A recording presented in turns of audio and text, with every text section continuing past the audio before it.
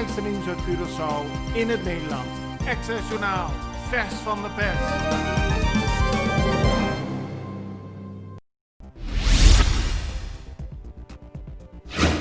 De situatie rond de stroomvoorziening is nog steeds onzeker op Curaçao. Afgelopen week vonden er 3 grote blackouts plaats. Zondagavond moesten worden geschakeld. De blackouts hebben tot veel ontevredenheid op het eiland geleid.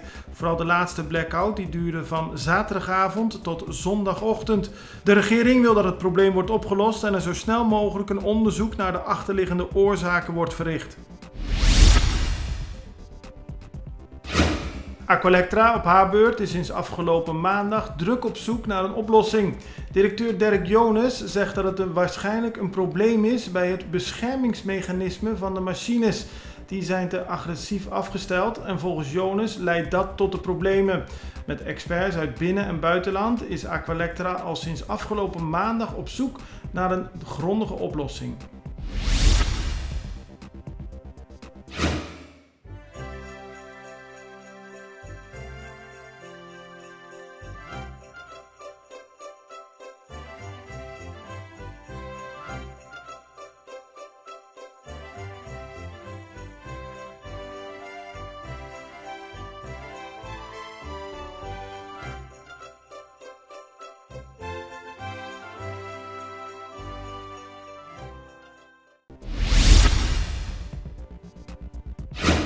De Curaçao Restaurant Association, CRA, vindt dat de nood voor restaurants op het eiland erg hoog is en dat ze zo snel mogelijk financiële tegemoetkoming moeten krijgen.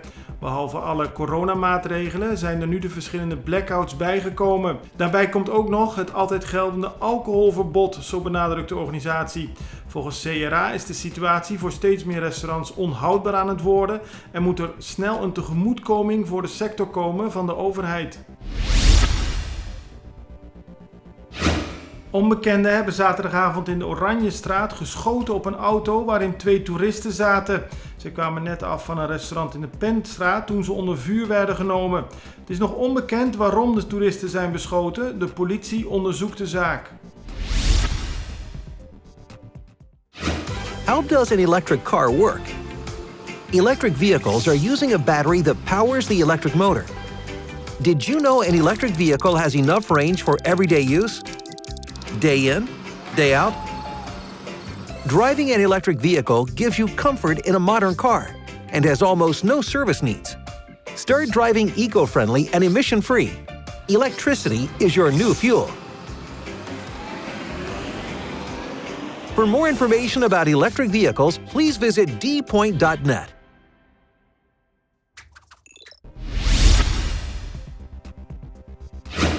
Een 85-jarige vrouw is dit weekend omgekomen bij een brand in haar eigen huis. Dat gebeurde in de wijk Kanga. De vrouw woonde met haar zoon in een kleine houten woning toen zaterdagochtend er brand uitbrak.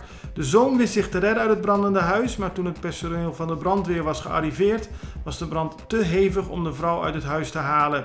Nadat de brand onder controle was, werd het verbrande lichaam van de vrouw aangetroffen. Minister Hensley Koeiman vindt dat er werk moet worden gemaakt van het project om medicinale marihuana op Curaçao te verbouwen. De minister van Sociale Ontwikkeling, Arbeid en Welzijn zei dat onlangs. Curaçao kent sinds de start van de coronapandemie duizenden extra werklozen. Het project om medicinale marihuana te verbouwen kan zeker 1000 mensen aan een baan helpen, aldus Koeiman. En dat is volgens hem hard nodig.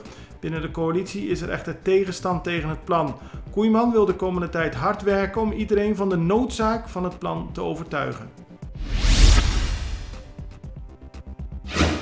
Eloy Room, keeper van de nationale Curaçaose selectie, is met zijn team Columbus Crew kampioen van Noord-Amerika geworden.